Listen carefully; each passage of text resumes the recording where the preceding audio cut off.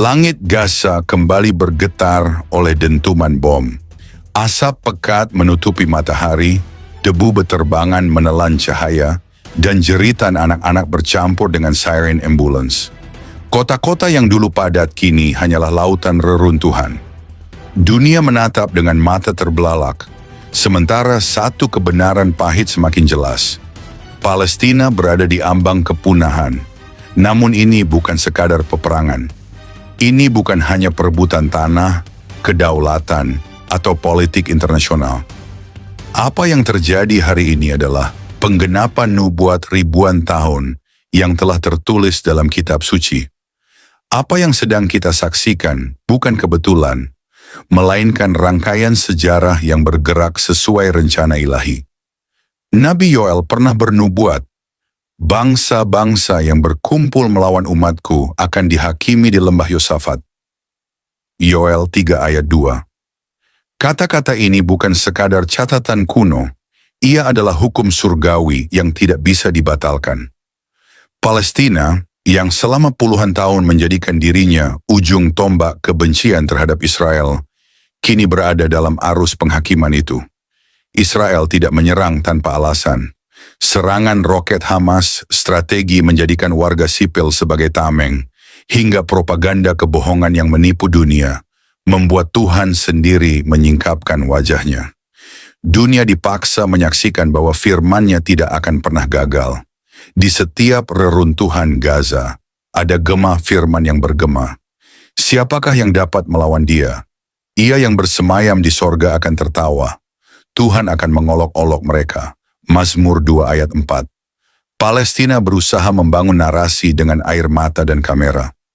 Mereka menunjukkan kesedihan rakyatnya, namun menyembunyikan fakta bahwa pemimpin mereka sendiri menimbun senjata di bawah tanah. Mereka berteriak penindasan, padahal tangan mereka berlumuran darah. Alkitab telah lama menyingkap tabiat semacam ini. Dengan bibirnya orang munafik menyembunyikan kebencian, tetapi di dalam batinnya ia menaruh tipu daya. Amsal 26 ayat 24.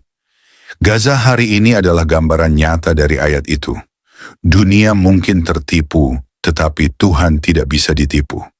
Kini, para pengamat internasional bahkan mulai bertanya, apakah bangsa yang bernama Palestina benar-benar akan lenyap dari peta? Apakah dunia sedang menyaksikan hari-hari terakhir sebuah entitas yang sejak awal berdiri di atas kebohongan dan penolakan terhadap Israel?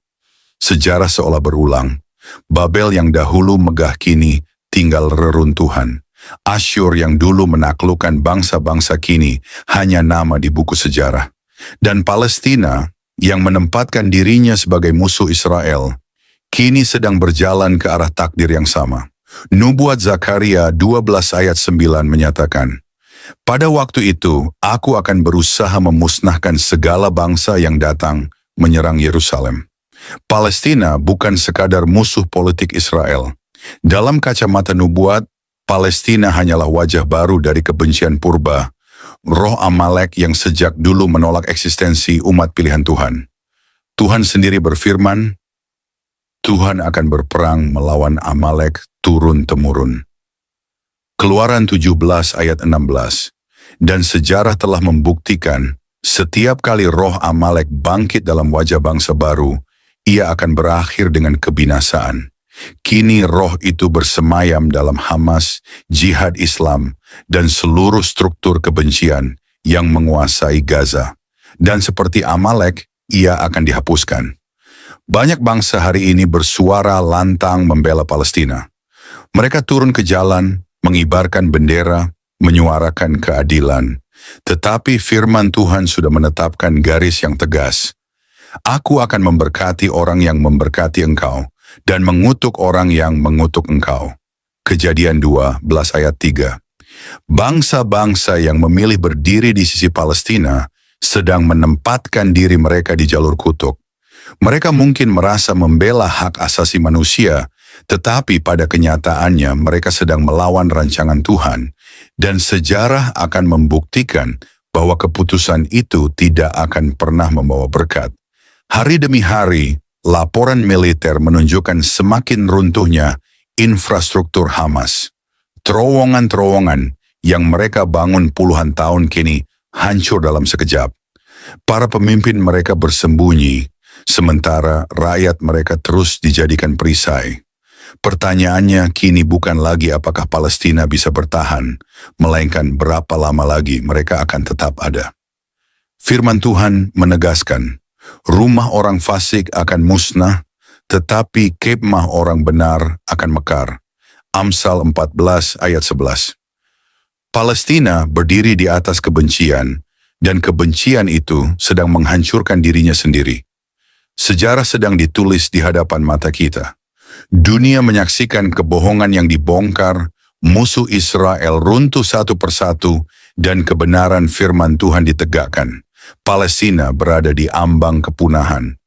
Bukan karena kekuatan Israel semata, melainkan karena nubuat Tuhan sedang berjalan.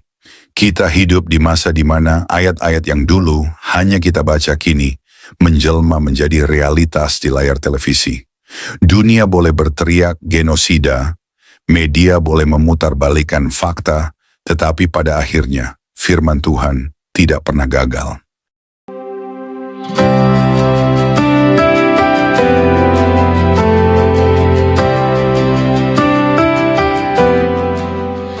Mari kita berdoa. Terima kasih Tuhan Yesus atas firman-Mu yang kami dengar pagi ini. Firman yang menghidupkan, menguatkan, dan menuntun langkah kami dalam menghadapi hari yang baru. Kami bersyukur karena Engkau tidak pernah membiarkan kami berjalan tanpa arah. Engkau berbicara, Engkau menegur dengan kasih, dan Engkau meneguhkan kami lewat setiap ayat yang telah Engkau bukakan pagi ini. Terima kasih untuk hadirat-Mu yang begitu nyata.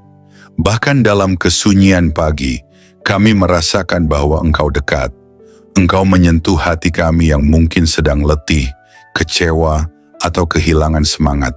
Engkau mengangkat wajah kami yang tertunduk dan memberi harapan bahwa kami tidak sendiri. Tuhan Yesus, kami tahu bahwa hari ini bukan sekadar rutinitas biasa. Hari ini adalah kesempatan baru, lembaran baru, dan anugerah yang Engkau percayakan kepada kami. Itulah sebabnya kami ingin memulai hari ini dengan berserah sepenuhnya kepadamu. Bukan hanya langkah kami, tetapi juga hati kami, pikiran kami, rencana kami, dan seluruh hidup kami. Ajari kami untuk tidak hanya mendengar firman-Mu lalu melupakannya, tapi tolong kami untuk menghidupi setiap kebenaran yang telah kami dengar. Berikan keberanian untuk taat, hati yang lembut untuk menerima teguran, dan kerinduan untuk makin dekat kepadamu hari demi hari. Jika hari ini kami harus menghadapi tekanan, berikan kami kekuatan untuk tetap berdiri teguh. Jika hari ini ada keputusan besar yang harus diambil, berikan kami hikmat dan kepekaan untuk mendengar suara-Mu. Dan jika hari ini kami harus menghadapi orang-orang yang sulit, ajari kami untuk tetap mengasihi dengan kasih Kristus yang lembut dan sabar. Kami juga berdoa Tuhan, untuk setiap pribadi yang pagi ini mungkin berdoa dalam diam sambil menangis, yang memikul beban berat, yang sedang merasa tak sanggup melanjutkan. Tuhan jamahlah mereka, berikan pelukan kasih-Mu yang memulihkan, berikan penghiburan dari Roh Kudus yang menenangkan, bangkitkan kembali semangat hidup mereka, dan nyalakan kembali api iman yang mungkin mulai padam. Bagi yang sedang sakit, kami minta kesembuhan-Mu. Bagi yang sedang berduka, berikan kekuatan surgawi. Bagi yang sedang menantikan jawaban doa, Tuhan tolong bukakan jalan. Engkau tahu isi hati setiap anak-Mu. Tidak ada yang tersembunyi di hadapan-Mu. Dan kami percaya, Engkau tidak akan mengecewakan orang-orang yang berharap kepadamu. Tuhan Yesus, jagalah mulut kami agar tidak menyakiti. Jagalah pikiran kami agar tidak menyimpang. Jagalah hati kami agar tetap bersih di hadapan-Mu. Biarlah setiap langkah kami hari ini dipenuhi kasih dan kebenaran. Dan apapun yang kami kerjakan, biarlah semua itu mendatangkan kemuliaan bagi nama-Mu. Kami juga menyerahkan orang-orang yang kami kasihi ke dalam tangan-Mu. Lindungi keluarga kami, berkati pekerjaan mereka, kuatkan iman mereka, dan jadikan mereka saksi-Mu di tengah dunia ini. Teguhkan kami sebagai satu rumah tangga yang dibangun di atas dasar firman Tuhan. Kami berdoa juga untuk gereja-Mu, para pemimpin rohani, dan semua hamba-hamba Tuhan yang Kau panggil melayani. Berikan kekuatan baru bagi mereka, hikmat yang segar, dan hati yang terus melekat kepadamu. Bangkitkan gereja-Mu Tuhan, agar menjadi terang yang bersinar di tengah kegelapan zaman.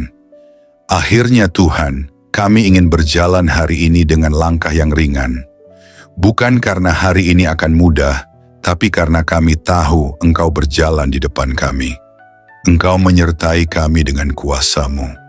Engkau meneguhkan kami dengan kasih-Mu. Dan Engkau memberi damai yang melampaui segala akal. Terima kasih Tuhan Yesus atas firman-Mu yang menguatkan pagi ini. Kami akan melangkah dengan penuh harapan dan sukacita, karena kami tahu Tuhan yang kami sembah adalah setia, penuh kasih, dan tidak pernah meninggalkan kami. Kami serahkan seluruh hari ini ke dalam tangan-Mu yang perkasa. Dalam nama Tuhan Yesus Kristus, kami berdoa dan mengucap syukur. Amin.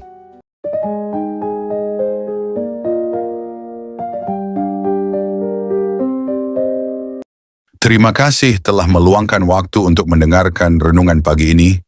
Di tengah hiruk pikuk dunia yang semakin bising, di tengah kecemasan yang tak henti menggedor pintu hati kita telah memilih untuk diam sejenak, untuk merenung, untuk mendengar suara Tuhan yang lembut, yang berbicara tidak lewat badai, tetapi lewat bisikan kasih yang menyejukkan jiwa.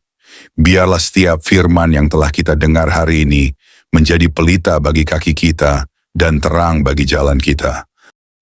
Jangan hanya menjadi pendengar yang baik, tetapi jadilah pelaku firman, sebab hanya mereka yang melakukan kehendak Bapa yang akan bertahan ketika dunia digoncang. Hari ini mungkin kita tidak tahu apa yang akan kita hadapi. Mungkin ada tantangan, mungkin ada air mata. Tetapi satu hal yang pasti, Tuhan tidak pernah berubah. Kasih-Nya tetap sama, kuasa-Nya tidak berkurang, dan rencananya atas hidupmu tidak pernah gagal. Maka melangkahlah dengan iman, bukan dengan rasa takut. Tinggikan Yesus di setiap keputusanmu, dan ingatlah bahwa kamu bukan sendiri.